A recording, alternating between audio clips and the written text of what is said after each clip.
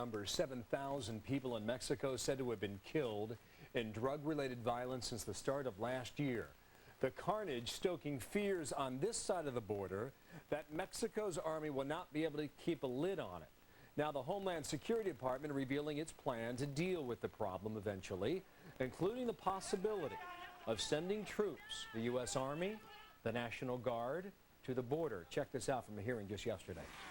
We're working very closely in a planning process right now with our brethren in the National Guard and the Department of Defense to make sure we're ready when the time comes. But as the President said yesterday, we very much do not want to militarize our border.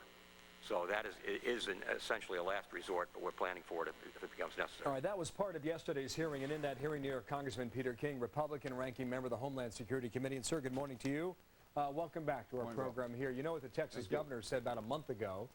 Rick Perry says we need more help, we need more troops down here. Now, what is your sense about what's happening along that border today?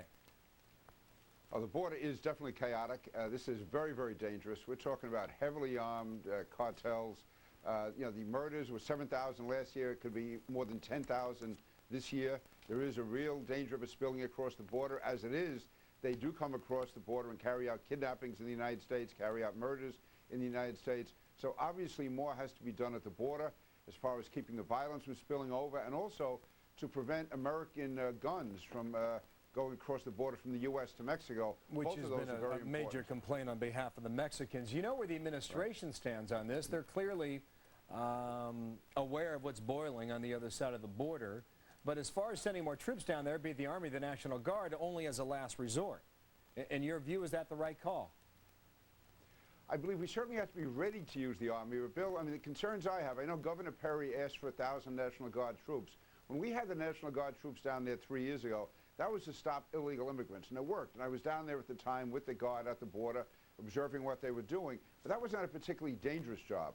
We're talking now about dealing with heavily armed gangs, heavily armed cartels. And before we send troops in, we have to make sure, first of all, that they're trained.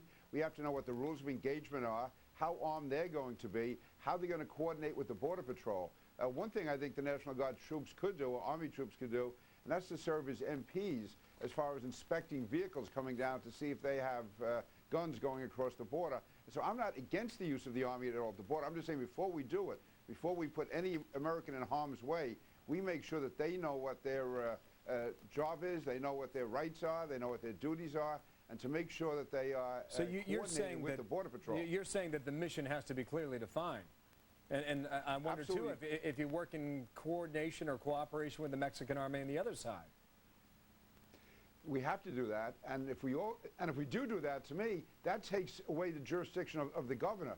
You know, whether it's the governor of Texas or the governor of Arizona, it's hard to be giving them any kind of military jurisdiction when we're talking about a foreign country, we're talking about a international border. So this has a lot of ramifications that I hope are being thought through. That it's, I'm obviously very concerned about the Department of Homeland Security, but it's also very much a Department of Defense issue. So we have to make sure that everyone is on the same page. I don't want to see one American soldier killed at that border because we didn't know what the rules of engagement were, or because there was a mix-up between the Border Patrol and the Army, or because our troops didn't have the right to fire back and they get caught in a crossfire with the cartel. Well, your caution is well understood and well taken here. You'd say 1,000 troops are down there. I think it was about a year ago. Is that right? About my dates correct on that? No, was it 1,000 that were sent we had, back? I think, up to about, actually, we had we had about 8,000 to 9,000 troops down there going back 3 years ago, and President Bush ordered them in Arizona and in Texas. They were along the border. That's a lot higher than I thought it was. In this case, would it be that high? Would it be more? I mean, well, what have you envisioned for what that mission would be? You know, I would leave that to Department of Defense and the Department of Homeland Security, but I think it could take at least 1,000. I know Governor Perry has asked for 1,000 troops. And listen, I'm saying we have to do it. I don't want to hold back, but at the same time, I just want to make sure that our troops have the right and the wherewithal to do what they have to do, and that they are trained and coordinated with the Border Patrol, and that we have coordination with Mexico so we know up front what we're going to do, what we're not going to do. We can't have any screw-ups at that time, because once the firing starts, I want our troops to be fully prepared. It was a hot hearing yesterday. Peter King, thank you for your time today.